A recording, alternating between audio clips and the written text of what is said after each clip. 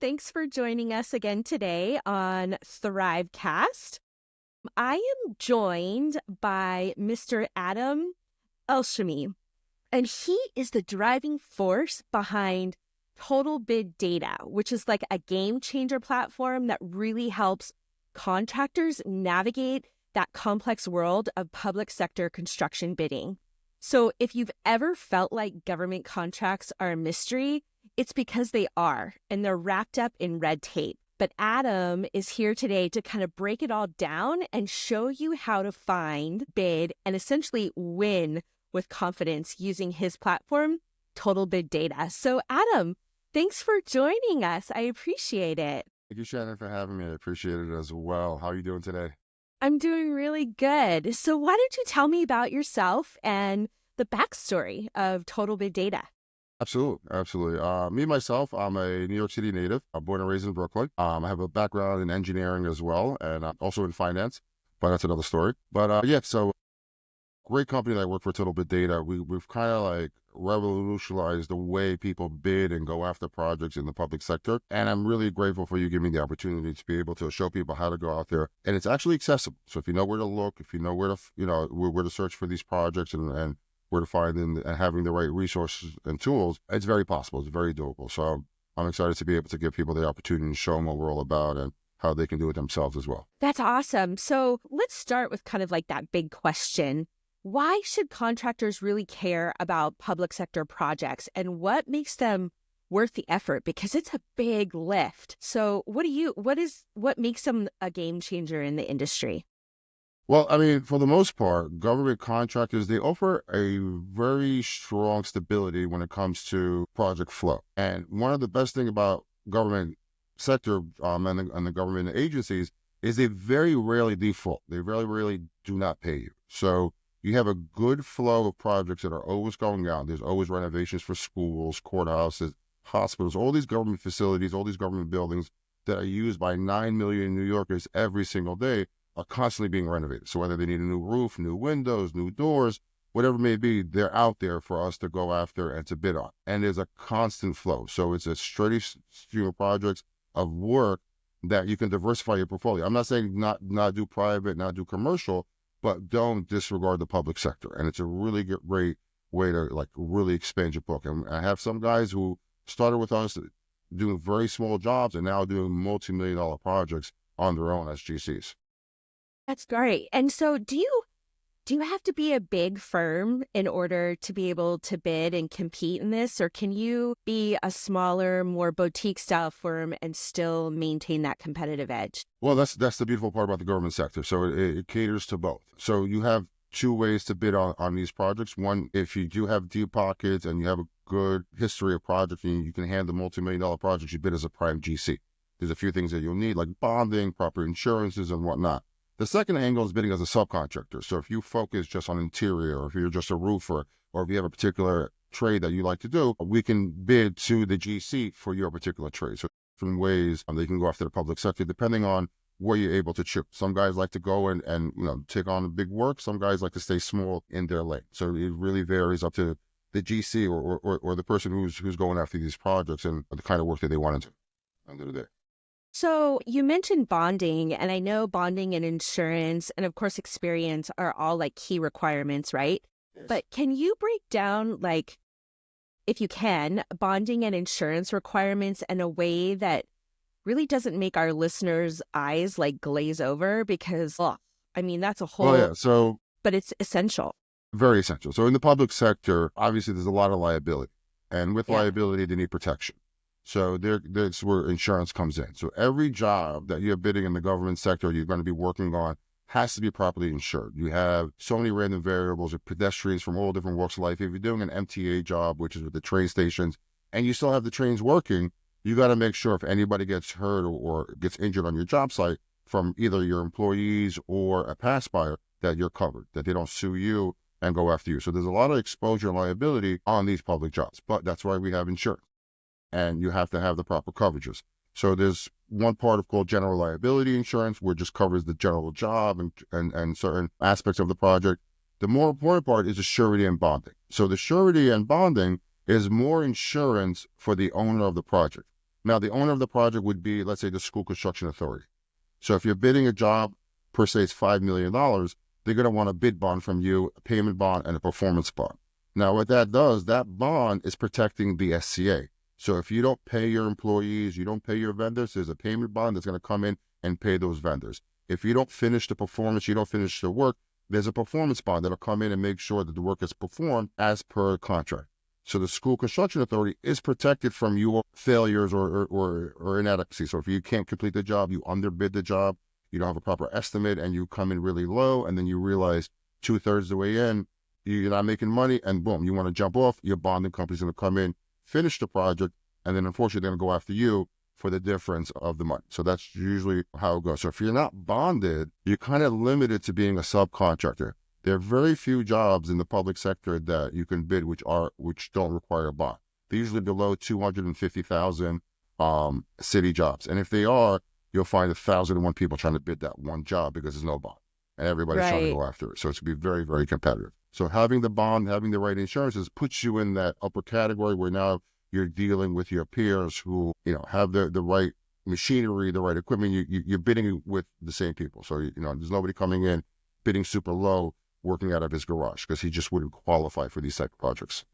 So what happens if like a contractor wants to bid but doesn't meet the experience requirements? Are there like ways to work around that to where you were mentioning subcontractors to be able to meet some of those specific requirements? Well, it depends on the project. So all these projects have different scopes. So let's per se it's an HVAC job. They're doing an HVAC replacement. They're getting rid of all the boilers and they're putting in heat pumps, or they're replacing the air conditioning units. So you would have to be an HVAC contractor to bid on that job. You couldn't come in as a painter and saying, I want to bid HVAC. They wouldn't award you Right. the job. Right. So you have to so when you do bid, you kind of bid within your experience and you stay within your lane. So when you do have the meeting and they say, look for references and look for previous work, everything lines up. It's all one for one. That's usually how the public sector would go.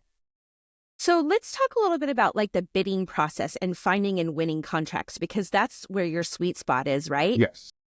So what about finding those bid opportunities? Where do contractors typically look, and what makes that process such a headache that you kind of alleviate those pain points for those contractors? Absolutely. So one of the hardest or the most time-consuming parts of the job is finding the opportunities.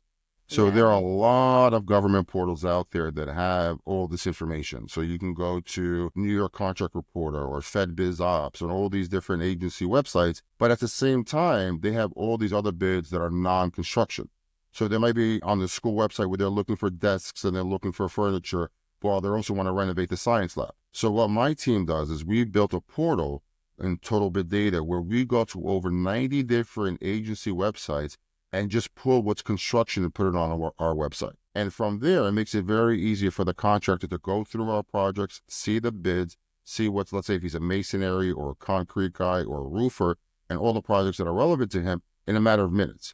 Otherwise, usually it would take hours, sometimes days to find bids, get the blueprints, go to the agency or download it from the website. It's a multi-step process. So we've kind of streamlined that whole thing into making it one section, one area where you can see everything construction related in our coverage area, and you can go right ahead, find the jobs that you like, see the blueprints, specs, if there's any addendums, any updates, it's all there in one spot. And then when the job bids, we also provide the bid results over there.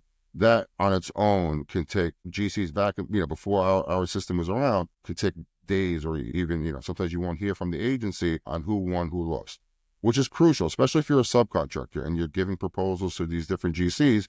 You want to know if the guy won or not. And you have to figure out, who to follow up with.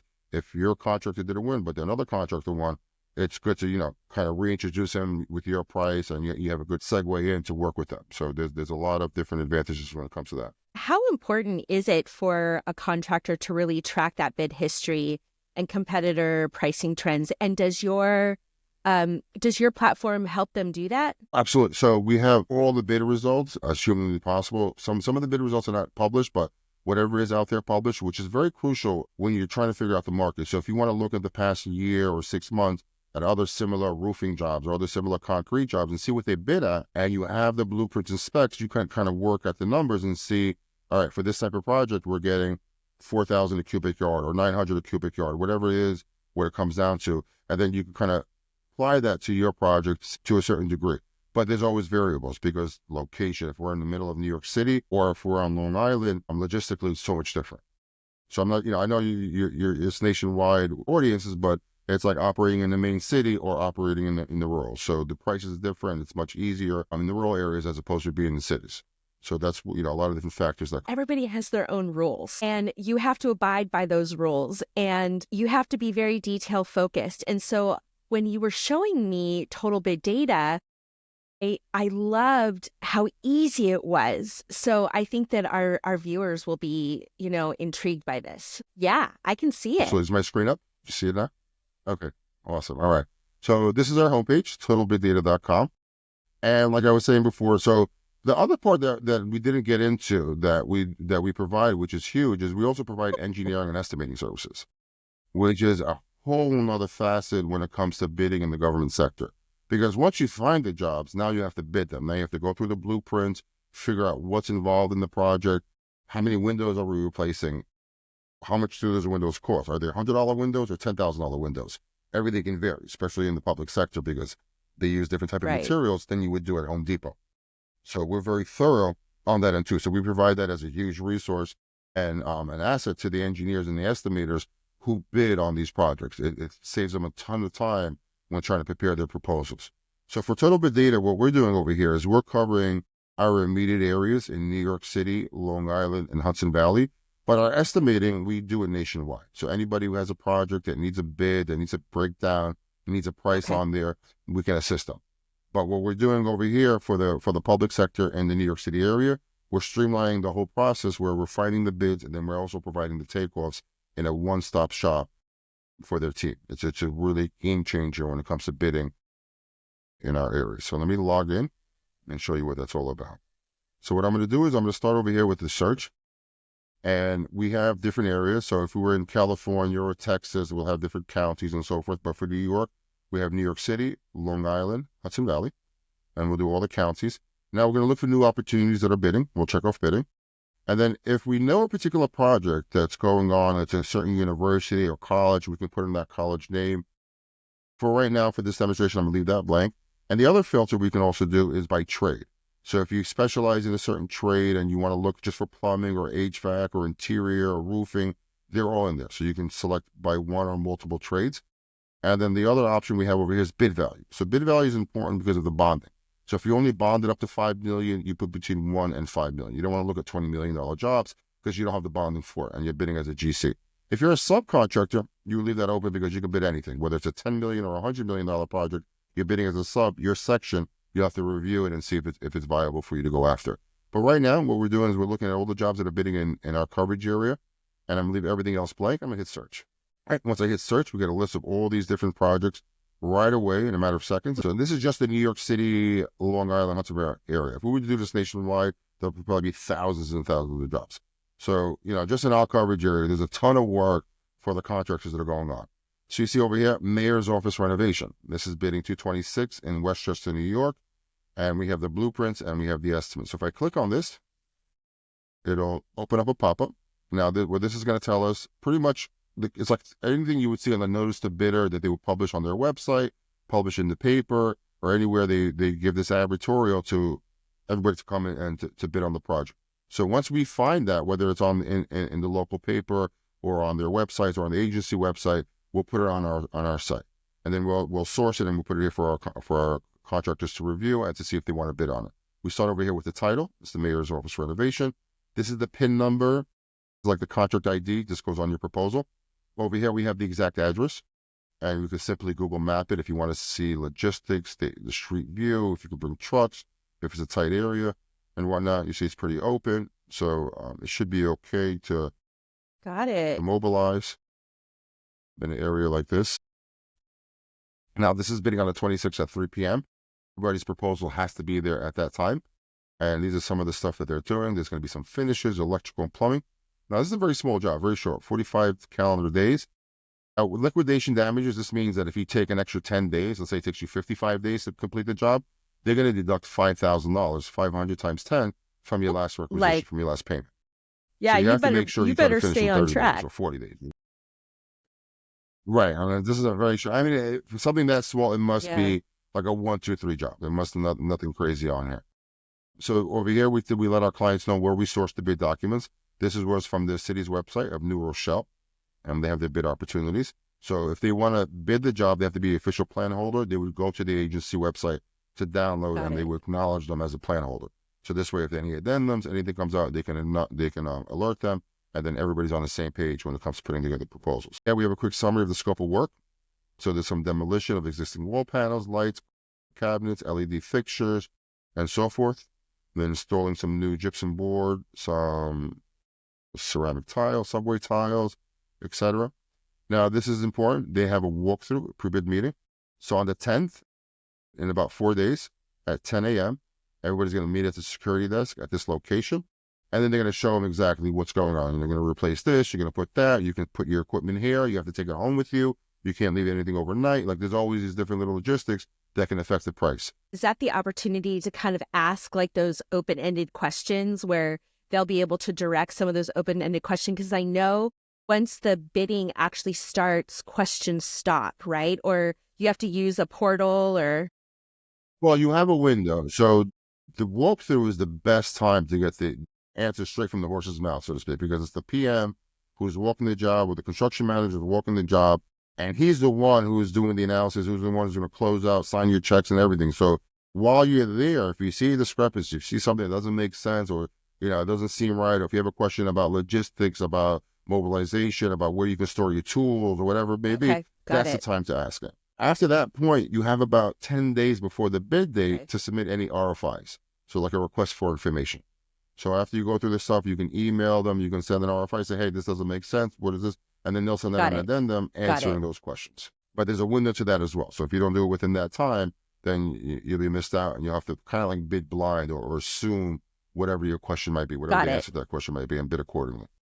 Over here, we have the plans and specs. So these are the blueprints that you get from the agency from search on this fruit. And this is where we had pulled all the information from. This is the bid proposal. Sweet. And they give you details to the specify. And that's what's good about the government sector. Everything is like written on paper. There's no question. You have to buy this exact part. You can't buy Got anything it. else, Got or it. they won't pay you. And they give you everything, the manufacturer, what they're looking for. So this looks like a simple bathroom renovation on there. So like here's another job that I want to get into. This is a $5 to $10 million job. So this actually has a little bit more meat on its potatoes, on its bones. So 5 to 10 million. This is in Midtown Manhattan. It's a Lincoln Tunnel Expressway. I don't know if you're familiar with New York City, but Lincoln Tunnel is one of our major crossers between New York and New Jersey, and it gets a ton of traffic every day. So this, I believe, bid today at 2:30 p.m. So we're waiting for the bid announcement. I mean, they might have bid the bid opening. We haven't gotten the results yet. Probably tomorrow, or the next, or by Monday, they'll release them. But this job was a pretty healthy job. Now, what's really good about the government sector is they have these diversity quotas. So I have a lot of clients who are either minorities, which is an MBE, minority business entity, or a women business entity. And when you see over here 20% for an MBE or 10% for a WB, that means 20% of the bid value. So if this job goes to 10 million, 2 million of this has to be subbed to a minority business, a business owned by a minority, by an African American, Asian, anybody who's not white, whoever's classified as a minority in our country. They can register for the city and state MBE certification, and it applies to these projects. Same thing, any woman who owns a business in construction, she can register as a WBE. 10% is set aside for a woman business entity. We also have over here 3% for service disabled veteran. So somebody who served in our military, got dishonorably discharged, service disabled veteran, and they opened up a construction company. There's the agency on this one per se, and they set that. And almost every government job has that quota. I would say about 99% of them have an MWBE quota that averages about 30%. So any 1 million, 10 million, $100 million project, they have to give the minorities and the women business Got entities it. a portion of it. And also service disabled veterans. And then they have DBE, which is the disadvantaged business entities. There's a lot of these different classifications which people qualify for, and they can take advantage of it. You better talk about having good networking skills to make sure that you have a bench of people that you can pull from for these types of requirements. It's 100%. essential. And this is what is incredible about this system, another part is the networking. So over here, we're showing you the plan holders. Now, these are the contractors who are potentially bidding this project. So they went to the Port Authority website, downloaded the blueprints, paid $50 or $100 or it was free, but they tagged themselves as a potential bidder. So this lets us know that Michael from ATEC Concrete is his phone number, his email, would need this 20% MBE. So you would introduce yourself as a minority business entity, you send them over your MBE certificate, you send them over your information, and you say, okay, I do X, Y, Z. So depending on what you do. Now, to figure out what you do on the job, we have over here what we call the quantity takeoff. Now, this was prepared by my estimators. And my estimators update these takeoffs as addendums come out. So the addendum on the project is something they might have changed. So sometimes they'll start the project and say, okay, we're using tile flooring, and then they change to hardwood. So they'll reissue an addendum, say, okay, remove the tile out of the drawings and replace it with hardwood flooring or VCT tiling or whatever they choose. If they want to increase the cost or decrease the cost or whatever it may be. So then your estimate is going to change. So you have to go in and change the flooring materials, and it might be cheaper, it might be more expensive. It's going to affect your price one way or the other. Over here, we've had about 4 addendums and then 10 bidder logs. I'm not even sure what that is. It's the first time I've seen that. That's been issued. And we've updated them every time they've come out and they've changed. So let me click on the latest one. That's the one that matters now. And this is what a detailed breakdown looks like. So we're looking at the Lincoln Tunnel. We have priority structural components. These are the 3 locations, 34th Street, 35th Street, and 37th Street. So there's going to be 3 different mobilizations. The contractor has to be aware of that. And this is very important for their estimators or their engineers who are working on the project. This is an addendum box. So we let them know what's been updated, what's been affected. So it's very user-friendly for them. So if they've worked on it before, they know which line items, or if nothing's happened, there was no change, they don't have to worry about it. They can just disregard this latest log, whatever it may be. So that gives them that peace of mind that it's been reviewed. And this was reviewed on 2/6, was the last time it was touched. It was this morning. We updated. That's how current we are. And then we go over here and we break it down into trades. We start with mobilization, setting up. You have your bonding and insurance line. You have a supervisor, project manager. So all this stuff is pulled from the specs. This is what they're telling them that you have to have on the job site in order to be able to bid this job. If you don't have these people, they're not allow you to work. So you have to account for them. And if this job is a 1-year, 2-year, or 3-year job, this project manager, his salary is going to reflect accordingly. And now this is Excel. So our clients will come in, they'll just start building their formula, and they'll start building their price accordingly. So if we know the mobilization, let's say it's $100,000, you'll put in $100,000. Bonding insurance is probably going to be $150,000 on a job this size. Project supervisor. So this job we know over here, I don't mean to do an estimate live, but we know this is 545 days, so about a year and a half. A guy makes about $150,000. There's 2 of them. So I'm going to say about $450,000, give or take, just with the everything else. And you keep going down. So you can see before they even start, there's a lot of overhead, there's scaffolding, there's different things that we have to account for before we even get into the work. And then we start getting into the work. You have barricades, you have all the demolition, all the different signage, all these little things. Yeah, it's all itemized. And these are done by my engineers. And then they're letting them know that this is the drawing number, the detail number, where we're finding this information with the cubic yards or the linear footage, all these different quantities are coming from. And they're putting this all together in order to build a proposal. What's your take on lowball bidding, especially in government? I mean, should contractors really price aggressively just to get their foot in the door? Not at all. Not at all. So this is the government sector. The government sector does not play. They don't have any leniency. They don't care. Oh, you bid low. You gave us a break. Everybody's bidding on the same set of documents. Everybody has the same specs, the same blueprints. Everybody should have identical numbers per se. So what we're trying to feel where you don't miss anything, because when you have spreads like that, it's usually because you look something over or you miss something, or when we have 2,000 square feet, you might have only 1,100 square feet. So there's a discrepancy there, and that might happen in multiple areas if you have a bad engineer or somebody who's always being distracted or doing multiple things at once, because this needs a lot of attention and time. This is very detailed, and this is how every estimate should be prepared when you're bidding the government sector. Because the minute you win, what happens is you have to sit down in front of a panel. They want to line by line how exactly you got to 12.2 million or whatever the number may be. So you need to be prepared to do this type of presentation, saying, well, this is what I have for this. For steel, I'm charging this. For concrete is this. My sub numbers for this. And everything has to be well organized. And you have to be able to give a presentation to them. And if they feel comfortable with your number, they'll give you procedure. Based on your experience in doing this for so many years, are there any like government bidding rules that like constantly trip contractors up when they're attempting to submit a bid that you see? Yeah, so a lot of times they miss out, and I don't know if they overlook, but the eligibility requirements on some of these projects. Well, many times they would, one thing, you have to be Okay. in business for 3 years, and you have to have done similar work at least sometimes and similar size. So if you're bidding on a $500,000 project, you can't come and say, "Oh, I've done three $5,000 concrete sidewalks, and now I want to bid this Yeah. $500,000 concrete job." They're not going to take it. It's not gonna fly. You might have maybe done $100,000 job where you did foundation or something like that. That would work because private is always 2/3 or even much more less than what would cost in the public sector. Public sector is all union prevailing wage. So when you're paying a guy $90 an hour, in the Yeah. private sector, you might be Got paying it. him Got 25. it.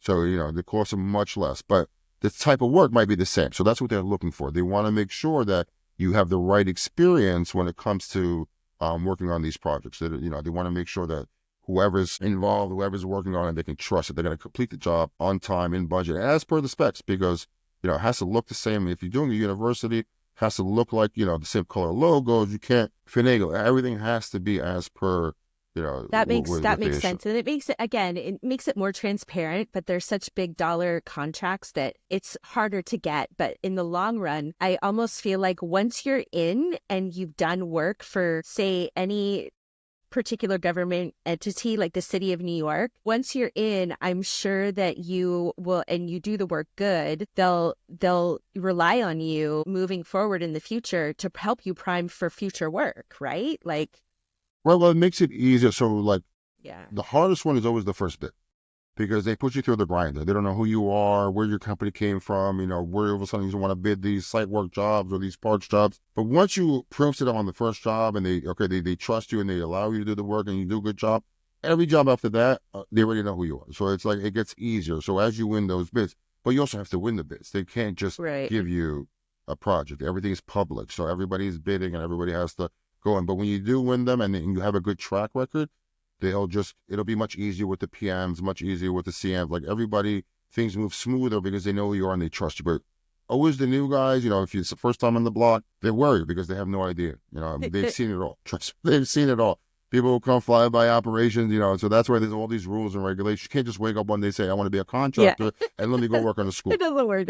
No, it doesn't work that way. You have to first start small, do your kitchens and work your way up and get the experience. Unless you've been working in the segment. Like I have guys who are working for contractors for years who are doing public sector and then turn around and open up their own firm. And they make their own, and then they're going right into the public sector. But they know all the project managers, they know all the agencies, they know how to bid, they know the proposal. So when they do go to the meeting, they've already seen them before for a different guy. Now they're there for themselves. So it's like one, two, three. So that's one of the few exceptions I've seen if you come from that world. But if you're just starting into construction, you have to, again, be in business at least 3 years. You have to have a good track record, been profitable. They don't want somebody who has constant losses. You have to show that you've made money. Everybody hates paying taxes, but you have to show profit. You can't come and say, "Oh, last 3 years I didn't make nothing, but I was doing construction." The insurance companies are not going to like it. The bonding companies, the banks, the lines of credit. You need to have all that in place because when you're running a job and you're financing it, it's not going to come out of your pocket. You need other people's money to pay for the materials and the labor until you get the requisitions in and you pay them back. And that's usually how it goes with the cash flow. That's another big issue in the government is being liquid. You have to have that money in order to get the materials, pay for the payroll, pay for the insurances. And that's for the first like 60 days. So, for 2 months, you're just paying out, paying out, paying out. And you might get more depending how good you are. There's little tricks that guys do. They put in for mobilization up front. There's different things you can do to get some money up front from the agencies to start working. But for the most part, you're putting out for almost 60 days before you start seeing. And then every 30 days you get paid. And then the last requisition they'll hold on to make sure that everything lines up. You use the right paint, you use the right tile, you use the right grout. I mean, they go through it like a fine comb. You have to make sure everything as per the specs. And as long as you do it right, you're making money. It's the guys who try to cut corners and try to, play games that always, yeah, they've seen, like I said, they've seen it all. Yeah, there's no tricks. There's no tricks when it comes to these agencies, these PMs, these CMs. They've seen it all. What do you think should be their first step in like just getting started in wanting to bid government contracts. Is there a guidebook? Is there like, where do you go and find this? It's like the wild, wild I wish there west. was. I mean, it's pretty right now. It's pretty up wild, wild west. There really is no guidebook, so it's based on depending on what your goals and aspirations are and what you're trying to do. Government sector is one of the great places to really generate wealth for you, your business, and a consistent income. And I really recommend everybody getting into it. But again, it's very, very restrictive and it's very tight and it's by the book. I've seen guys go to jail, try to play on payroll, try to take the employees' money. Like, there's been so many things done that, they've thrown the hammer on a lot of these Yeah. contractors. And safety too. Guys have fallen, people died on the job. It's a very risky business. So, and the more you take on, the more risk, the more likely something's going to happen. And hence why you need the insurance on all levels. That's the So one thing that protects you. But to get started, to go back to that, I mean, I would start with number one is depending where you are in the country, go to your local municipal websites. I would Google government jobs because everywhere is different. If you're in the New York City, if you're in my market, we have it all set up, for the New York City area. So you can either go to totalbitdata.com. Our phone number is on the website. Give me a call one of my colleagues. We can show you, we can train you, we even give you free trials to use our database so you can go awesome. in there and kick the tires, see if you like it. That's where I would start, in that sense. There are other portals nationwide that specialize in different areas. So if you find a Construction Connect or Dodge Reports or something that services your areas, that will save you a ton of time. Because going from website to website and then you get a phone call, you get an email, you have a meeting. By the time you find 2 or 3 projects, it might be by the end of the week, and then it's bidding in 2 days. And when are you going to prepare the proposal? Time is money. So there's a lot of moving parts to this. So you have to make sure you have your team in place. You have somebody who's ready to make the proposals, which is an estimator. If you're an estimator, you're going to midnight oil. You're going to be up late going through every Yeah. single page. What you think is going to be changing in public sector construction bidding over the next few years? Do you see any trends that are going to be changing how government contracts are going to be issued, especially in, the New York area where you work? Well, I mean, it's been evolving in the past few years. More agencies have gone more digital, thank God. I mean, we used to have to go to local places and pick up discs and get hard copies and scan them in. It was a nightmare the last 10 years. Now everything is PDF. Ever since, especially COVID. COVID did a nice reset where they realized they had to, like, there was no way. I couldn't come to the office to pick up the documents. So everybody went digital. They were giving the documents for free. I think the more ease of use of transparency of the documents and people can be able to pick up the blueprints and see if they can bid on, it's going to be a huge plus moving forward. And with the adaptation of AI and AI being able to go out there and search for you and scan the blueprints and say, hey, this has a lot of painting. Maybe we should take a look at it. Those are the new tools that are being developed every day. And I'm excited for that because that's going to help make my job a little bit easier. When you're able to find more jobs for me to Yeah. bid, we all make more money. And that's the name of the game. You have to bid 10, 20 projects to get 2 or 3 because the competition is high. Everybody's, there's a lot of people in the marketplace. And then there's Yeah. always somebody who makes a mistake. There's always that one person that low balls or constantly bidding low or always, trying to build a name for himself. But it doesn't work like that in the government sector. Nobody cares because either you do the job as per specs and you get paid or Yeah. you're going to do it and go out of business. There's nobody there to impress because the government agencies are just people and there's a revolving door. One day there's one PM, the next day he's retired and there's somebody new. It's the same agency, DDC, but all of a sudden there's a whole other person you're dealing with. So there is no attachment to them. They really don't care. They just want you to do it as per the specs, do it right, and as per their agreed price. Lowball bids are not the way to do it. And even to get your foot in the door just isn't worth it. Yeah, you're not going to Can't win. win. You're going to end up losing in the long run. You know what I mean? The only person who's winning is the agency or the taxpayers. They were the ones who are getting it at a discount. And the thing is, the job is bonded. So if you can't do it, guess what? The Yeah. bonding company's going to come in and finish it. They're really not worried on that. Lowballing is just hurting yourself. You're just fueling the insurance company. You're giving them free money, and it's really not the way to do it. You bid appropriately, you make a profit, and you grow. And then and then you get better bonding, you get better lines of credit, and your company goes. You don't have to win every single job, but the jobs you do win, they should have profit on there. They shouldn't be winning them Yeah. just to win. I need experience. Your tool, Total Bid Data, seems like it's all inclusive. It's kind of like a one-stop shop for all of your bidding needs to be able to find out if you want to bid, if you're qualified, what the scope of work is. Is there anything outside of total bid data that contractors would need to be able to think about as far as other technology tools to help them submit a bid besides total bid data? And is there... Well, I mean, bottom line, you always need an estimator. So total bid data is like having a crane. You need a crane operator. So, we're providing the blueprints, the specs. You need somebody to sort of go through it, read the estimate, read the breakdown, know whether this should be $900 a square foot or $90 a square foot. There's still somebody crucial on your team that has to, that's the most important part, putting the proposals together and then getting all the, because what we do is we're doing the GC part. There's still the mechanical, electrical, plumbing, asbestos, like a few other trades that are affecting the price. So we're a huge component, but end of the day, you still need your team who's going to be able to take our data, digest it, and say, okay, we bid these 4 projects, not those 10, and then win one of those 4.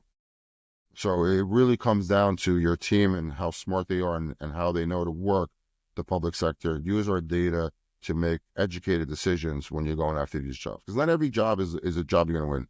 And another thing is, don't have any attachment. I see some of these guys, they'll spend weeks putting together the proposal and the bids day and night, and they say, okay, just because they put all that energy, they have to win it. And then somebody comes in 20% lower, and they don't even know how. And they're all upset, and they put their heart into it. And that's what we tell them, there's 177 bids bidding right now. With our database, we're able to give you all the quantities. You just plug in your numbers and see what you hit. And then from there, you keep going. What is the website that people need to go to learn more about total bid data, and how do they sign up? How do they get in touch with you? So our website is totalbiddata.com. On our website, we have a link where you can request a quote or a free trial. You put your name, phone number, and email, hit submit, and then we'll be giving you a call within the week, to set you up, give you a quick little 5-minute demo, show you how to use the system, give you one-on-one training, and then we'll send you a username and password. We test drive it for a week, and if you like it, I you love can that. subscribe. Adam, you have created a life that's so much easier for those that are out in the competitive bidding world. I have been bidding on contracts for 20 years, and especially government contracts, federal contracts, transportation contracts, they are a beast. They're a beast. And having a tool like yours really just makes it so much easier to be able to get through the process from A to Z, because details matter. So I want to thank you for your time here today, because you guys have a product that I think everybody can really benefit from if they're out there doing government bids. So thank you for your time. Thank you, Shannon, for allowing me to, share my product and share what we're doing over here at Total Bid Data. And we're really excited for 2025. A lot of great things are happening, a lot of big projects coming up. Starting, a networking program. So now our subs are meeting our GCs and are able to network. Very local thing. So something like, New York City thing, nothing that I can really speak on here, but that's something that they can adapt nationwide. There's a lot of good things that are going on that we can definitely help. And Adam, I really appreciate it. And can people find you on LinkedIn? How can they connect with you? Yes, under Adam Elsheemy. Thank you. Talk soon.